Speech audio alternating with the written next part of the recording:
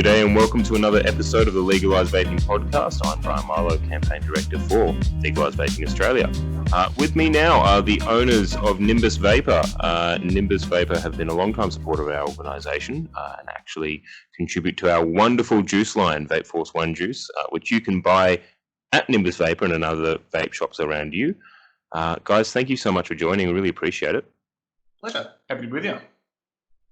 Look, before we get started, I'm sure there's a lot of people in the vaping community that know about Nimbus Vapour, but I wanted you to expand on, a bit about your business, how you sort of came into vaping, and the point at which you decided, let's actually open a vape shop and help people, get away from smoking and switch to a less harmful product.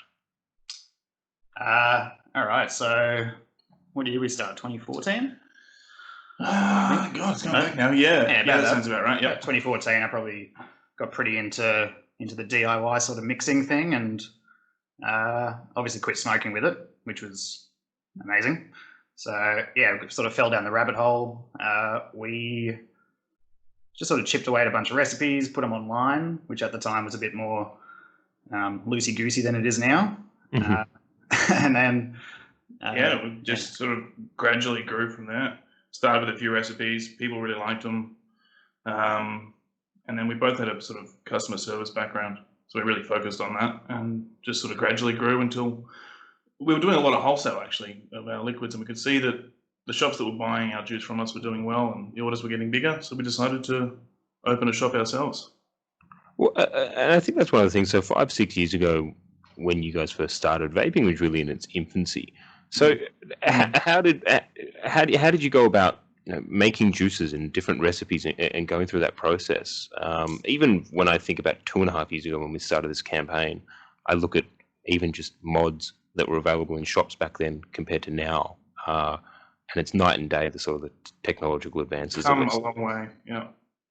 I mean, like there's a lot of resources, and even back then it was a very community sort of driven thing. So a lot of websites where people would share recipes, share ideas and stuff, cloning other sort of big US manufacturers, things like that. So a lot of the resources were online. But obviously it's changed massively. So the standards are much higher now. Recipes haven't really changed much. It's all much the same sort of thing. But all the stuff around it certainly has, yeah.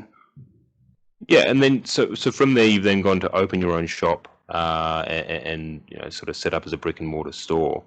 What sort of regulatory hoops did you have to jump through to go through that process, and what are some examples of the regulatory bullshit, so to speak, that you have to deal with?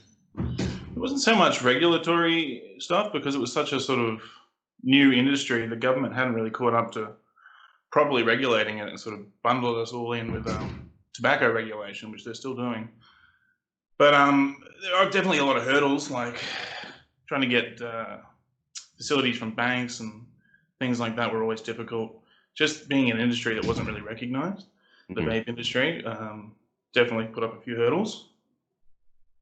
Yeah, so I guess on the banking issue, we presented last year at an inquiry into debanking and into the government's move to basically ban cash transactions over $10,000. And at that inquiry, I spoke about different vape shops that are effectively deplatformed by payment providers. Is that something that's happened to you guys as well? Maybe to expand on it a bit more for people that are listening, you have payment providers like Stripe and PayPal and even banks with their like card terminals that say a convenience store. We did have one issue with PayPal where they might have held some money from us for a period, but we ended up winning that dispute. Mm-hmm. So PayPal's been pretty good, but like things like Zip Pay and Afterpay and stuff for a while were not allowing vape shops to come on board for some arbitrary reason. We're not sure why. They eventually changed their mind and sort of opened it back up to everybody, but there was a period there where some facilities were saying no. I think particularly with Zip, and also when asking for like merchant facilities through Comback, they always went back to the line of high risk industry. Yeah. So you hear that a ton when you're trying to set up anything financial. So there seems to be some sort of shared idea that the vaping industry is high risk as far as transactions go. Seems to be trickling down from on high somewhere in the financial sector. I mean, they could never really justify what they meant by it, but it was always talking about a high risk of returns or something. I'm not quite sure. Or fraud, maybe. They never really explained it to our satisfaction, but We had our business accounts, still do, with Commonwealth Bank, but they always refused to give us a FPOS terminal. So we ended up getting FPOS terminal through, other sources, but even though we had our business accounts with them. Yeah, and the issue is it happens sort of sporadically. So you get different shops that have it happen at random times where like ZipPay or even PayPal will do a random spot check of a company and then go, oh, you fall into a high-risk category, so we're just not going to let you use our payment platform. And the end result is then you have vape shops that can't accept payment until they find another provider.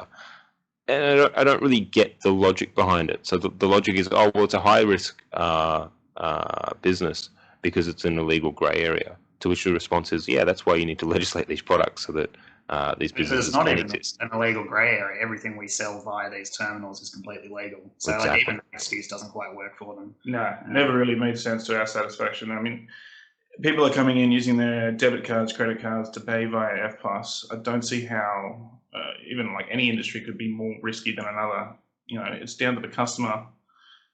Credit card fraud happens everywhere, but there's no industry that's going to attract more of it. Not that I would think. Well, I mean, not at a brick and mortar store. I mean, I can't see how vape shops going to attract more, dodgy. Yeah, unless vapors are somehow more likely to have a stolen credit card or something. It just doesn't make any sense. It's the scary clouds. It must equal financial fraud. So, you running vape shops, you have these issues where you've got like health departments telling you that you can't display products. Then you've got payment providers sort of saying you're in high risk categories. It almost becomes, from my perspective, sometimes I think, geez, would I ever want to open a vape shop in the current regulatory model? It just seems like so much of a clusterfuck. And then you add on top of that, there was a whole anti-vaping hysteria back in, I think, August of last year. It's gone that quickly, where you had all the fake vaping deaths. Did that affect... Public perception is almost bigger than the regulatory hurdles. We spend a lot of time reinforming or correcting people's opinions on particularly things like that. When the dodgy THC capsules were going around in the States and killing people, all the headlines just read vaping kills, So it took a lot of re-education and sort of hands-on talking to customers and sort of getting the right message out about that was not to do with vaping in general.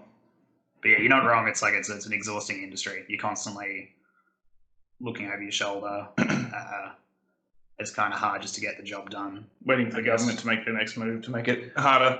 Yeah, to tighten that choke point a bit more. On the whole, vaping THC deaths.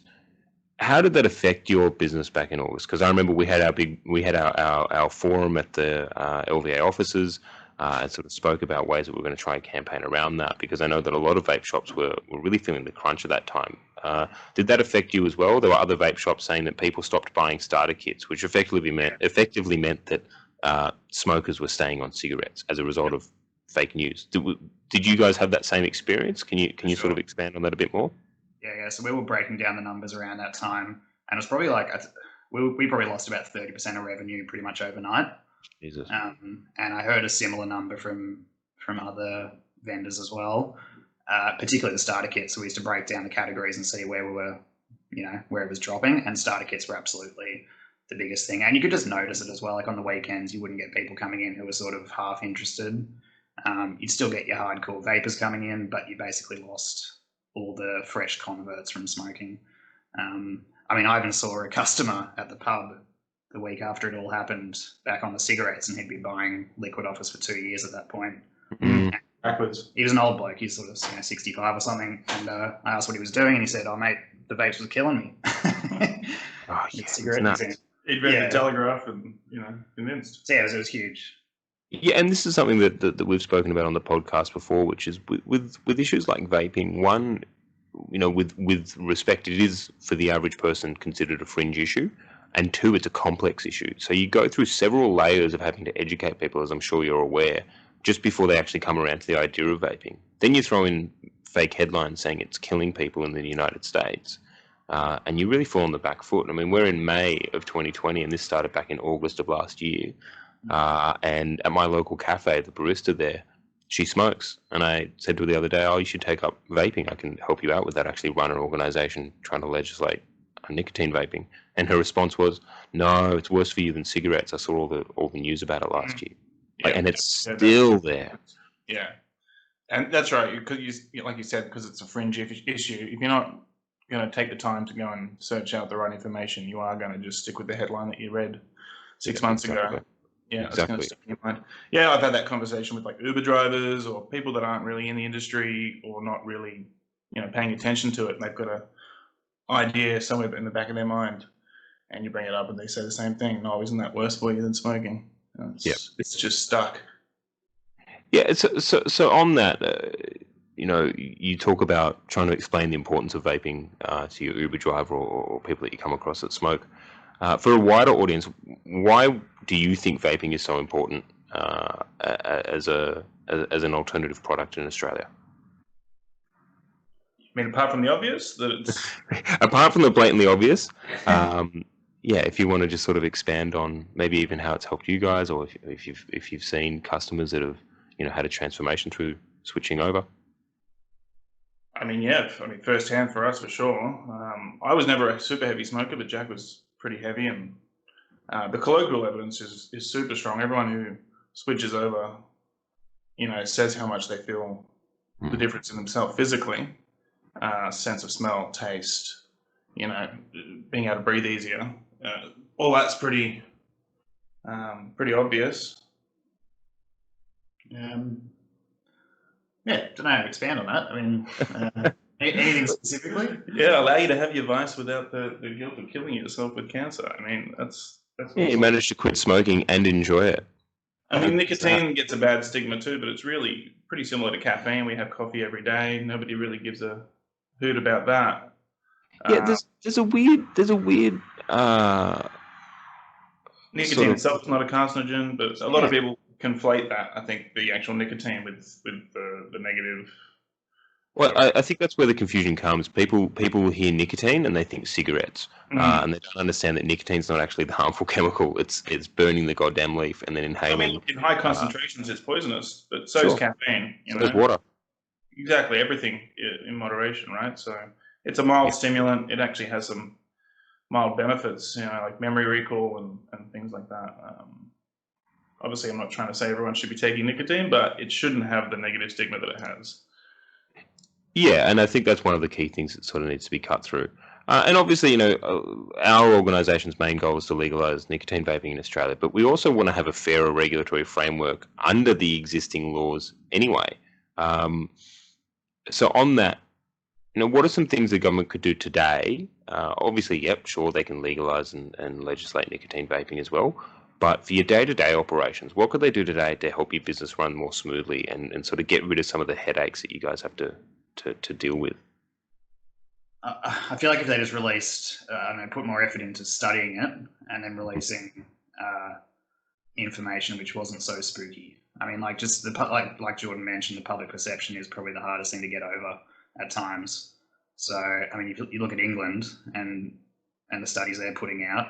I'm sure if you ask the average Joe on the street what they thought about vaping, it'd be far less extreme than what you see here. So yeah, I just think getting the studies in, getting the information out there, it would be huge. Public perception, that'd be massive.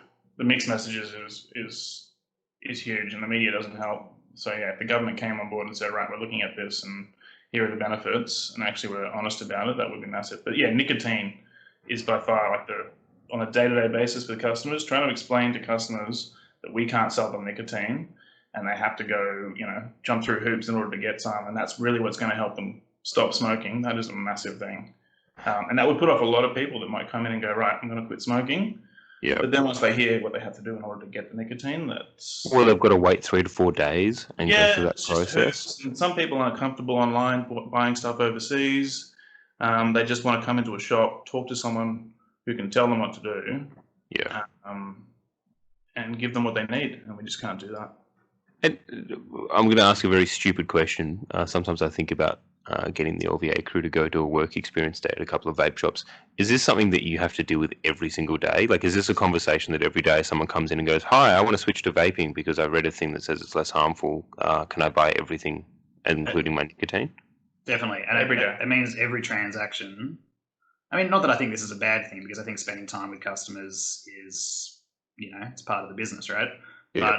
But it turns what would be a 5 to 10 minute transaction into a 30 to 45 minute one. Yeah. And for some people who find it hard to grasp the concept of, just mixing things, Doing a bit of maths to work out how much you have to add. Some people aren't up to that either, and there's a lot of barriers for some people. Yeah. And that's just the nicotine. So then you've got to explain the devices and stuff, which is going to be par for the course. But yeah, it definitely adds a lot of time with each customer, for sure. Which is kind of why we went from sort of went the opposite way that a lot of industries do. We started online and then went to brick and mortar. Yeah. A lot of retail will go the other way. And it's because there is so much need for hands-on customer service. People really do need to be explained how to use these devices properly, and how to get the nicotine. So much information to disseminate. Yeah, it's a steeper learning curve. I mean, a cigarette's pretty easy. You put it in your mouth, you light the other end, and away you go. Yeah, you can't really stuff it up. Yeah, exactly. With a vape, it's quite a process and can be a bit of a steep learning curve. Do you find, someone comes in, they say, "Hey, I want to switch over," so they want to get a starter kit and they want to just get away from cigarettes once and for all. How many of them, once you explain, actually you need to, you can buy the product from us, you can buy the liquid, you can buy the mod, but if you actually want to get the nicotine, you need to get it from, say, New Zealand or any other overseas country. How many of them go, "Oh, don't worry about it," and then just leave? Not many. I think we've gotten pretty good at it, I think. Spotting what people need and what they're after. After a few years of doing this in retail. So, look, most people, once they've made the decision to walk in the door, probably are willing to hear you out and see what it takes. And we sort of have streamlined that process for them as well. But yeah, you get a few that, might say, "Oh, look, I'm just going to stick with my Juul," because they try one of those in America and they come pre-filled nicotine. It's much more expensive and much more wasteful and more landfill. But some people will just, too hard, and will stick with something like that. But most of the time we can convert them over. Yeah, just on Juul products, one thing that I always find funny is when I meet with MPs, if they know something about vaping, and they're not, like, let's say they're not a hardcore supporter, but they're broadly supportive of the idea and they don't actually know anything about the world of vaping, the thing they'll bring up is like, "Oh, okay, so like legalizing Juul pods." It's like, well, yeah, that's part of it. Like, if Juul wants to sell, then I don't really care. But it's interesting because for the average person, they just think that it's maybe a Juul or something like that, and they don't realize like how many better products there are in the vaping scene, where there are so many better pod style vapes that actually make a Juul seem pretty shitty. So it's one of these things that we always try and educate policymakers through, which is this is an ever evolving industry where even vapes from a year ago are pretty much defunct now and out of date. Pod vapes, I think when we started our campaign, there weren't that many pods available in shops. There were, big like Vapour drags and all that kind of stuff. It's like night and day seeing the industry evolve. Within your own shop, have you seen a lot of that? Like, what would you say are sort of your bread and butter starter kits that you're starting to sell now versus when you first opened your shop? I mean, there's certain kits that we still sell from the beginning, just because they're some just sort of well built and they stand the test of time. But yeah, most devices are getting smaller and better. So I think most people tend to want, something pod sized at the very least. Pod and salts really changed the game. Salts changed the game for sure. It's nicotine salts. So for me, who also care about this issue and really want to see this pushed across, I actually know nothing about the difference between Freebase and salts. What's the benefit of salts versus the call it old school liquids? Freebase. So salts and Freebase. Basically, it's a different molecular form of nicotine where they've bound it to a salt to make it more stable. Less volatile. It basically means you can get away with higher levels of nicotine without it getting too harsh and really, really hurting your throat. With regular Freebase, if you go above sort of 9 or 10, I mean, everyone's different in their tolerance, but if you go above sort of 9, 10 milligram, it gets very, very harsh and hurts your throat. So salts basically allow you to use these really low power devices like pods that don't produce very much vapor, and get a bit more nicotine in the liquid so that you can balance out the satisfaction that way. Otherwise, if you're using the nicotine in a pod, the combination of low nic and low power probably wouldn't be as satisfying. Right. Okay. Salts is what Juul uses, so they 35 milligram or 50 milligram. Did they pioneer that? I'm not sure if they were the first, but they would have been up there with the first to use the salts. Possibly. I'm sure I've read some sort of up there, but anyway, that's worth researching. Okay, gotcha. So effectively, salts sort of lend themselves better to a pod style vape than, say, a big open system. Yeah. Yep. Well, there you have it. Guys, thank you so much. I really do appreciate it. For anyone listening, Nimbus Vapour is one of our core supporters of the campaign and have been involved with us for the long haul. So, guys, I really appreciate you jumping onto our podcast. And if anyone would like to buy our vaping juice that's produced by Nimbus Vape, you can go to our website, legalisevaping.com.au. We have details about where you can get these juices in a vape shop near you and support the campaign. Thanks, guys. Thanks, Brad. Thanks, mate.